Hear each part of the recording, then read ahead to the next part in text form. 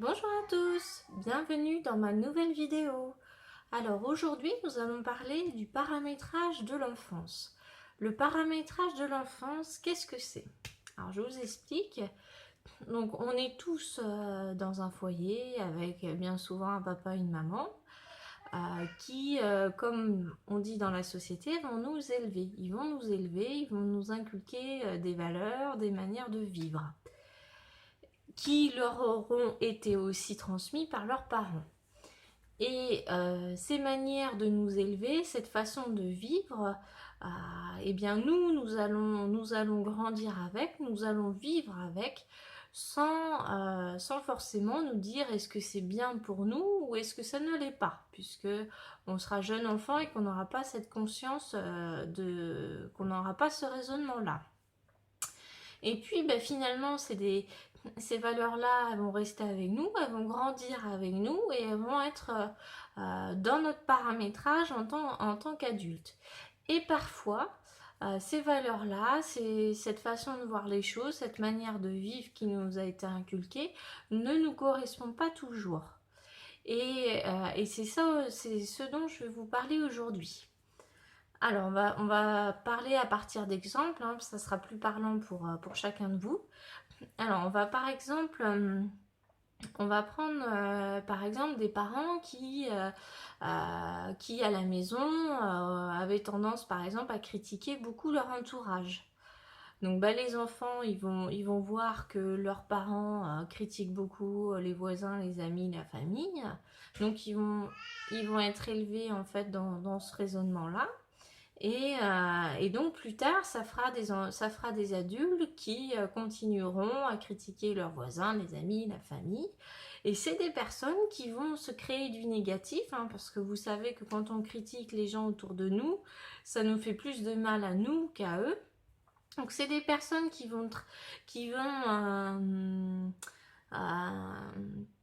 qui vont être dans le négatif, qui vont entretenir quelque chose de négatif et ça va faire des personnes qui vont être malheureuses, des personnes qui vont être bouffées par l'ego, qui vont avoir toujours le besoin d'être reconnues elles seront toujours dans le jugement par rapport aux autres. Donc vous voyez, ça c'est un point qui va faire souffrir, qui peut faire souffrir une personne. Donc ça c'est un premier point. Ensuite, on va prendre un autre exemple. Par exemple, vous avez une maman très craintive qui va dire à son enfant, bah non, fais pas du vélo, tu vas tomber, fais pas du cheval, tu vas tomber, oh bah non, surtout te mets pas à la moto, c'est trop dangereux. Vous voyez, une maman qui va être toujours dans la peur. Et bien, elle va inculquer à son enfant, on va dire l'esprit craintif, l'esprit de crainte, de peur. Elle va paramétrer son enfant dans le cadre de la peur. Vous voyez? Et c'est une personne après qui va souffrir, qui va avoir peur de se lancer dans sa vie pour faire des actions ou autre. Donc là, c'est un autre point. Ensuite, par exemple, on va prendre des parents qui étaient très colériques. Un papa très colérique qui avait tendance à s'énerver très facilement. Peut-être que son fils, ayant grandi dans ce cadre-là, il va peut-être développer également ça et que plus tard, il sera de même très colérique, il aura tendance à s'énerver rapidement. Et puis, vous voyez, ce paramétrage-là, ça va peut-être, il va peut-être du mal à garder un emploi ou à rencontrer quelqu'un parce qu'il aura ce trait de caractère qui lui aura été inculqué. Pareil, vous prenez des parents qui sont très exigeants, très très exigeants, donc ils vont être très durs avec leurs enfants au niveau de l'école, mais aussi à l'extérieur. Donc ça va paramétrer de futurs adultes qui vont être très durs avec eux-mêmes, qui seront jamais satisfaits de ce qu'ils font parce qu'ils auront une barrière très très haute et qui auront le sentiment de ne jamais être assez bien. Vous voyez? Donc si on reprend par exemple le cadre de la maman qui est très craintive, donc elle a peur, elle est très craintive de tout, et elle va transmettre à son enfant cette crainte. Alors que son enfant, lui, il n'est pas du tout craintif. À la base, il n'est pas né peureux. C'est elle qui va lui transmettre en fait comment dire, ce trait de caractère. Et en fait, ce trait de caractère, il n'appartient pas du tout à l'enfant. Pourtant, cet enfant qui va devenir adulte, il va grandir avec ça et il va croire qu'il est peureux. Et cette peur, en fait, ça va le limiter dans ses actions, ça va le limiter dans sa vie. Alors que lui n'est pas du tout peureux. Donc pourquoi faire un travail sur soi? Eh bien par exemple pour faire sauter des barrières qu'on nous a mis, qu'on nous a imposées, des étiquettes qu'on nous a données qui ne nous appartiennent pas. Vous voyez cette personne cet adulte qui maintenant aura peur parce que sa maman est craintive, eh ben on lui a dit t'as peur, t'as peur, t'as peur, t'as peur, et au résultat, elle a peur. Alors qu'en fait, elle n'a pas du tout peur au fond d'elle, qu'elle n'est pas du tout, c'est pas du tout un trait de sa personnalité. Vous voyez? Et si on lui fait prendre conscience, si elle fait un travail sur elle, qu'elle prend conscience de ça, elle va faire sauter cette barrière qui n'est pas la sienne et elle va pouvoir vivre pleinement sa vie. Pareil, si on prend une personne qui a été élevée par des parents qui critiquaient beaucoup, un moment dans sa vie elle va être malheureuse parce que forcément à force de critiquer ça, on rentre dans des jugements, on se crée du négatif, et comment dire, au bout d'un moment elle va être malheureuse, elle va peut-être se dire, si elle a la chance de s'intéresser à son développement personnel, elle va peut-être se dire mince, pourquoi j'ai cette vie là, pourquoi je suis comme ça. Et elle peut découvrir autour d'elle qu'effectivement la critique c'est pas super. Et si elle remonte dans son passé, si elle se dit mince, ça part d'où ça, elle va peut-être s'apercevoir qu'effectivement ça vient de son enfance. Alors après quand je parle de ça, ça veut pas dire qu'il faut faire des reproches à ses parents ou des choses comme ça, pas du tout. Les parents ils font ce qu'ils peuvent à l'instant T. Il ne faut pas oublier qu'eux aussi, ils ont été paramétrés par leurs parents et qu'ils traînent aussi des valises qui ne sont pas forcément les leurs.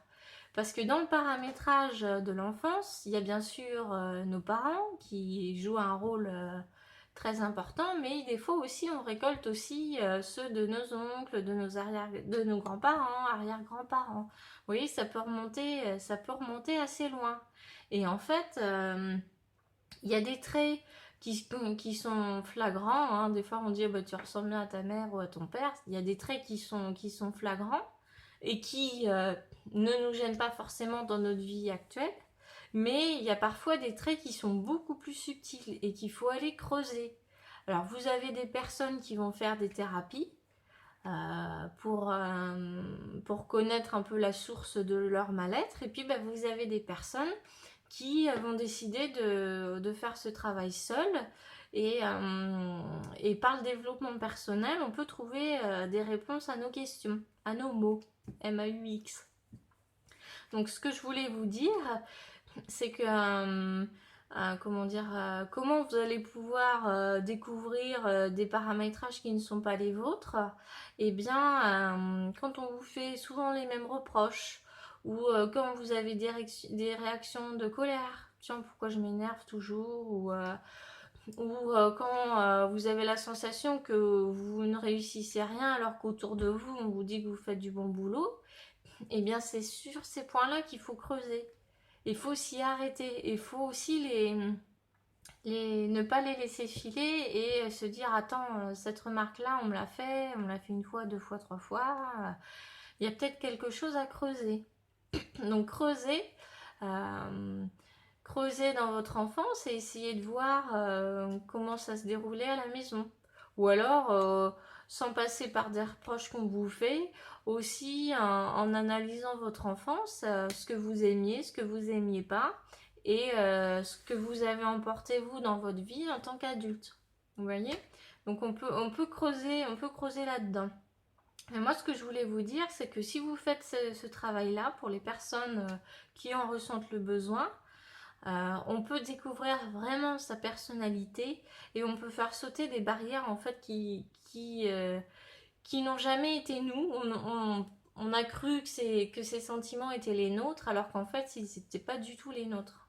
voyez, la personne qui peut être craintive ou dans les critiques, on peut traîner ces bagages-là et un jour se dire, bah non, moi je suis pas comme ça et j'ai envie d'être moi et je veux me débarrasser de ces valises qui ne sont pas les miennes. Alors on s'en débarrasse pas forcément comme ça, hein, vous doutez bien que bah, surtout si vous faites ce travail, mettons, je sais pas moi, à 40 ans, ça fait 40 ans que vous vivez avec la peur, entre guillemets, de vivre, vous n'allez pas vous en défaire comme ça. Mais par contre, avec du travail, vous allez pouvoir vous en défaire et vivre votre vie pleinement. Donc ça, c'est ce que je voulais vous dire. Le paramétrage de l'enfance, c'est important et ça peut vraiment débloquer des traits de personnalité qu'on croit avoir et qui en fait, ne sont pas représentatifs de notre personne. Voilà. Alors j'espère vous avoir éclairé un peu sur ce sujet et si vous avez des questions, n'hésitez